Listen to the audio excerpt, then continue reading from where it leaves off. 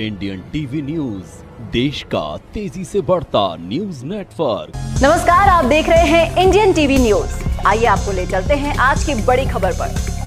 57वां जिला स्तरीय अंतर्राष्ट्रीय साक्षरता दिवस 2023 का आयोजन राजकीय उच्च माध्यमिक विद्यालय मंडावर में किया गया।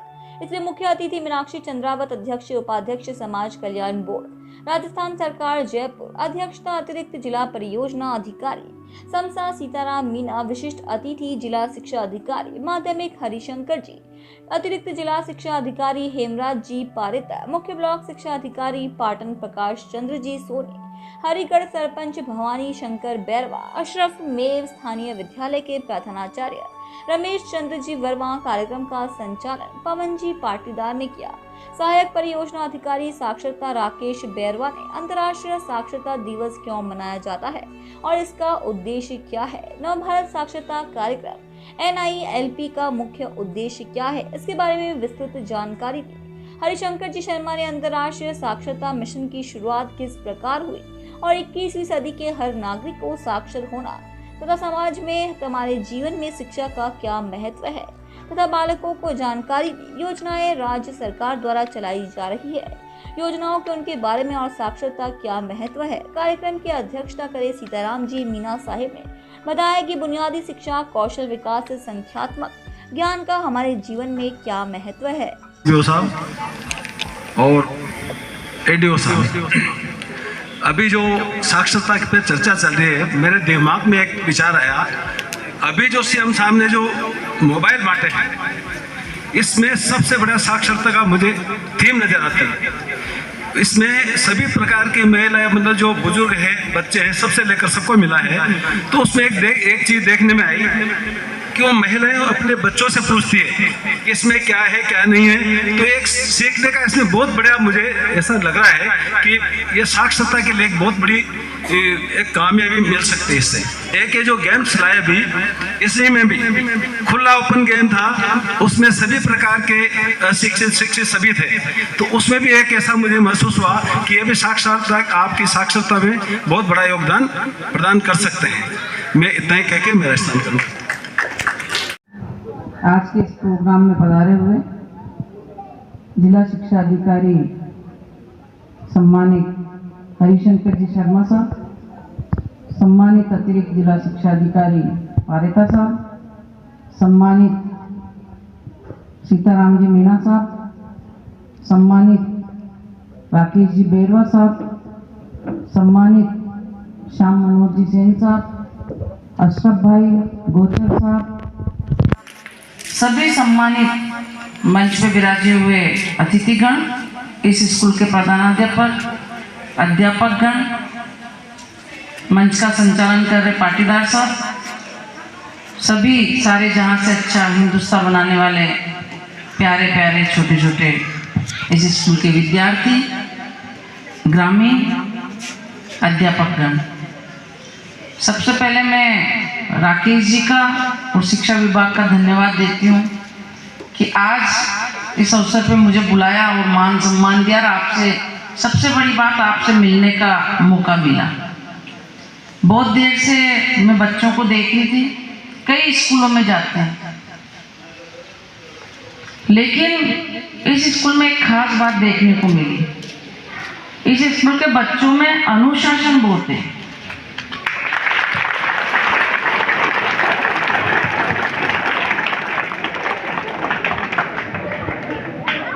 वरना ये तो वो दरिया है जिसको कोई बांध नहीं सकता।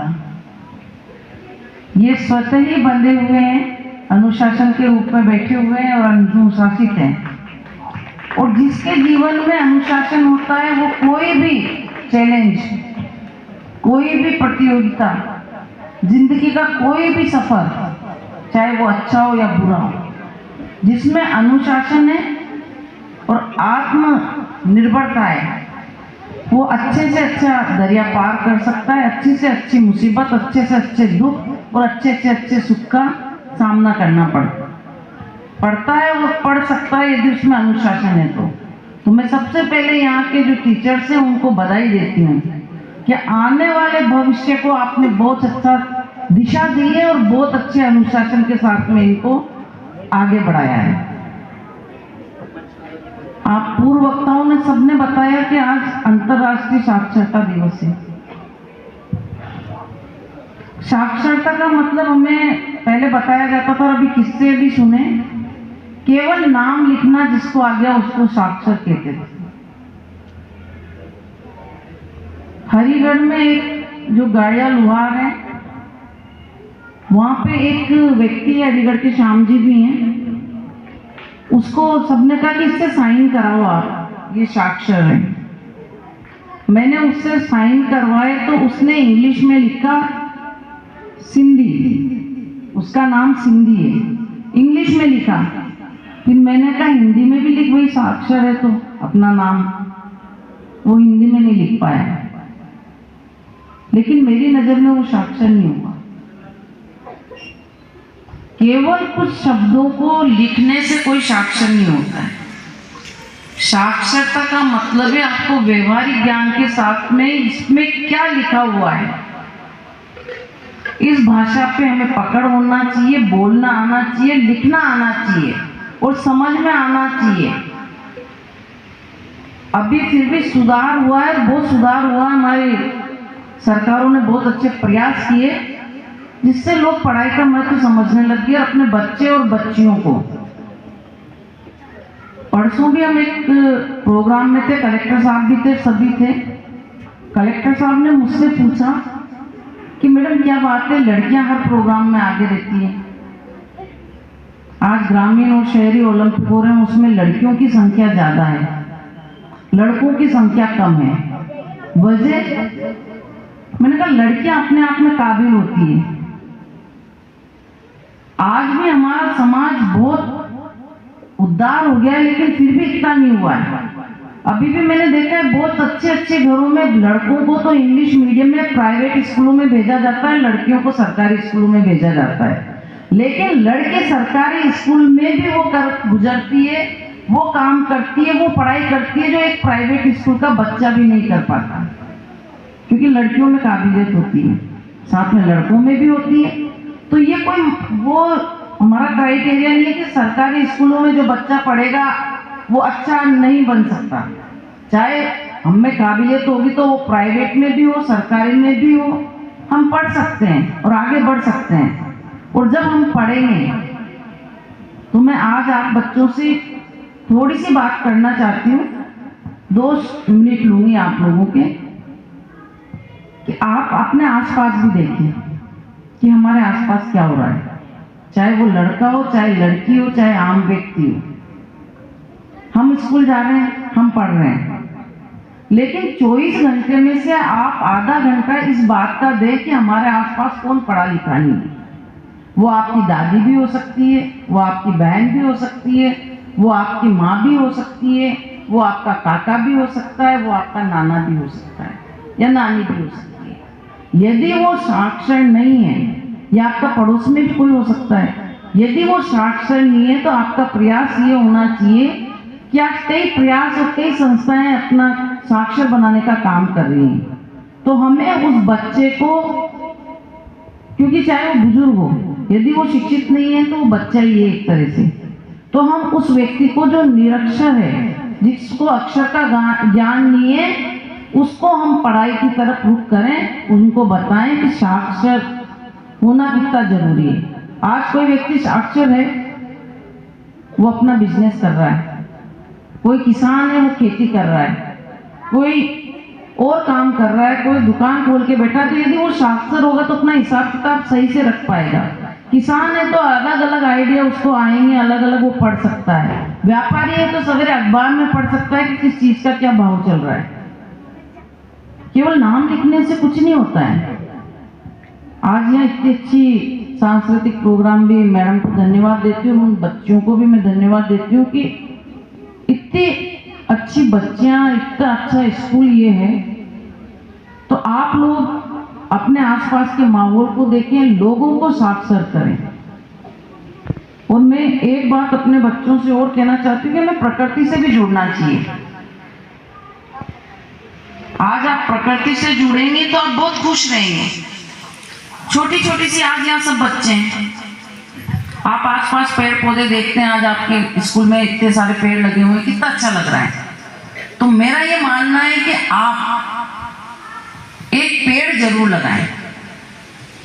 यहाँ बैठे हुए सबको जिंदगी में एक पेड़ लगाना चाहिए, चाहे वो 5 लगाएं 10 लगाएं, लेकिन एक जरूर लगाएं। कौन कौन बच्चे अपने घर पे जाके पेड़ लगाए हैं? चाहे छोटा हो चाहे बड़ा हो, उसको जब बढ़ते हुए आप देखोगे, कहीं हाथ नीचे कर लो, चाहे वो आप बाहर भी चले जाओगे, जब आओगे तो आपकी इच्छा रहेगी कि मेरा लगाया हुआ पेड़ देखें कितना बड़ा हुआ है, उसमें किसी ने पानी दिया कि नहीं दिया। आप 4 दिन भी नाना नानी के यहाँ जाओगे या कहीं और जाओगे तो आप कह के जाओगे घर में कि मेरे पेड़ को पानी जरूर दे देना। सही है ना? पेड़ लगाना चाहिए, कितना अच्छा लगेगा।